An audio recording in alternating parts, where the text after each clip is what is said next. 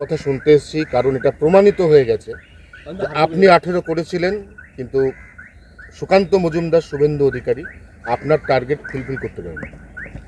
দেখুন, পার্টি চলতে থাকে, লড়াই চলতে থাকে, নেতার পরিবর্তন হতেই থাকে, রেজাল্টেরও পরিবর্তন হতেই থাকে। তো এটা ঠিক যে আমরা গত 21 অবধি এগিয়েছি, লড়াই করেছি, বহু কর্মী শহীদ হয়েছেন, ঘরছাড়া হয়েছেন, বাড়ি ভাঙা হয়েছে, পরিবারে অশান্তি হয়েছে পার্টি করার জন্য। প্রায় 250 কর্মীকে বলিদান দিতে হয়েছে। তার পরিণামে আমরা 18 সাংসদ এবং 77 এমএলএ পেয়েছিলাম। কিন্তু যে কোনো কারণে হোক ওইখানে আমাদের গ্রোথটা আটকে গেছে। এবারে নির্বাচনেও ভোটের পার্সেন্টেজ একই আছে, যে 38 ছেড়ে দিয়েছিলাম আমরা 21 সালে। আর ভোট পার্সেন্টেজ 38 এবং সিট যা ছিল 77, আর বর্তমান সাংসদ গুণ করলে 7 দিয়ে প্রায় সেটাই দাঁড়ায়। তো আমরা এগোতে পারিনি এই গত 3-4 বছর। সেটা আজকে ভাবা দরকার আছে, কেন দাঁড়িয়ে গেছি এক জায়গায়। যে গতিতে আমরা এগোচ্ছিলাম, সারা দেশেতে আলোচনার বিষয় ছিল, কর্মীদের মধ্যে উৎসাহ ছিল। এবারে আশাও করেছিলাম সবাই, কিন্তু আমার মনে হয় কোথাও না কোথাও ফাঁক থেকেছে, লড়াই সেভাবে হয়নি, সব কর্মীরা নামেনি। এটা নিয়ে চিন্তাভাবনা করার দরকার আছে, গতি যেন রুদ্ধ না হয়ে যায়, তাহলে তো কর্মীরা হতাশ হয়ে যাবেন।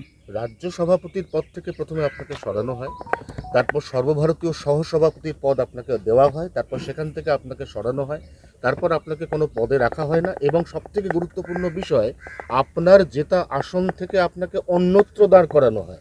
এটার একটা সরাসরি প্রভাব এবারে গতকাল যে ফল গণনা হয়েছে তার উপর পড়েছে, কি বলবেন?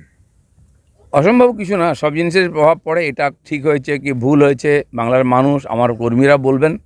আমাকে পার্টি যখন যে কাজ দিয়েছে আমি সেটা নিষ্ঠার সঙ্গে করেছি। দিলীপ ঘোষের কাজে 1% কখনো ফাঁকা ছিল না। পুরো ইমানদারির সঙ্গে পুরো পরিশ্রম করে আমি কাজ করেছি। আর এবারে যারা বর্ধমানে গেছেন তারাও জানেন, সেই যে কঠিন সিট ছিল, হেরে যাওয়া সিট ছিল সেই সময়, আর সেখানে আমি যে লড়াই দিয়েছি মনে হচ্ছে একটা জায়গায় লড়াই হয়েছে। তো আমাদের পরিশ্রমে ফাঁক ছিল না। বাকি নেতৃত্ব, পরিবেশ ইত্যাদি পলিসির উপর নির্ভর করেছে যে কেন রেজাল্ট এরকম হয়েছে, সেটা যারা চিন্তাভাবনা করেছেন, যারা পাঠিয়েছেন, তারা ভাববেন। ব্রিটিশ সরকারের আমলে যারা ইস্ট ইন্ডিয়া কোম্পানির বিরুদ্ধাচরণ করতো তাদেরকে আন্দামানে পাঠানো হতো, বলা হতো কালা পানিতে পাঠালাম। আর দিলীপ ঘোষের আমলে দিলীপ ঘোষ পারফরমেন্স করে দেখিয়ে দিয়েছিলেন, তা সত্ত্বেও তাকে আন্দামানে পাঠিয়ে দেওয়া হয়েছে। আন্দামান আগেই ঘুরে এসছে দিলীপ ঘোষ, যেন কালাপানিটা আমি জানি, আর কেউ জানে না।